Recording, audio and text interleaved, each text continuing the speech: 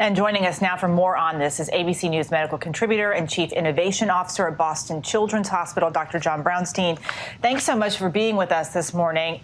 Let's start with how this change is just causing a lot of confusion for people.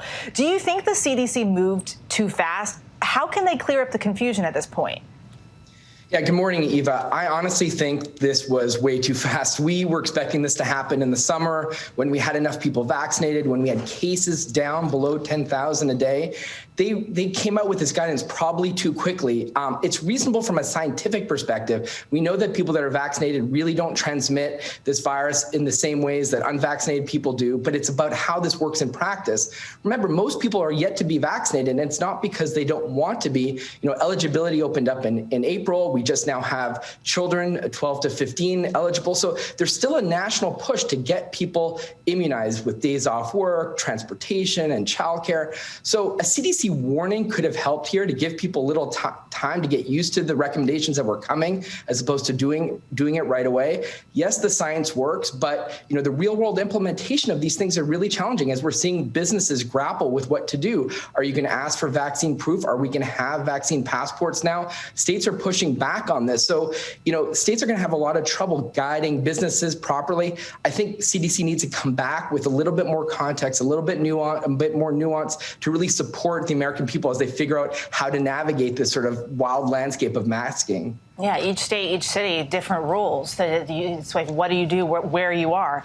So talking about those businesses, with stores like Costco, Starbucks, Walmart, Trader Joe's, Target this morning announcing they're dropping their mask rules in stores, do you recommend fully vaccinated people continue to wear their masks inside places like the grocery store? And if so, how much longer do you think we will need to do that? Yeah, this is a complicated one. Again, in a scientific vacuum, you would say that's fine. Remove the mask if you're fully vaccinated because you have really low risk. But when it comes to practice, we have a lot of unvaccinated people potentially unmasking. We don't know what the risk in these places are. And so there's really no reason why you can't mask, right? Even if you're fully vaccinated, it sets a standard, especially for those who are immunocompromised, for our children that are yet to be vaccinated. It really means that you can, do more than what the guidelines say, of course. I think it's about waiting, a few more weeks. We always had this metric of July 4th, when we had enough people vaccinated in the country, then we really could get back to normal life. So it's about just waiting a little bit longer. If you're fully vaccinated and you're masking, you're creating a social norm that supports other people that maybe can't get vaccinated or waiting to get, fully vaccinated. So my takeaway now is I'm not really changing much because also my state says I need to have my mask on inside anyways, but also I'm already enjoying life without a mask outdoors and with fully vaccinated people. So for now, I'm just staying the course.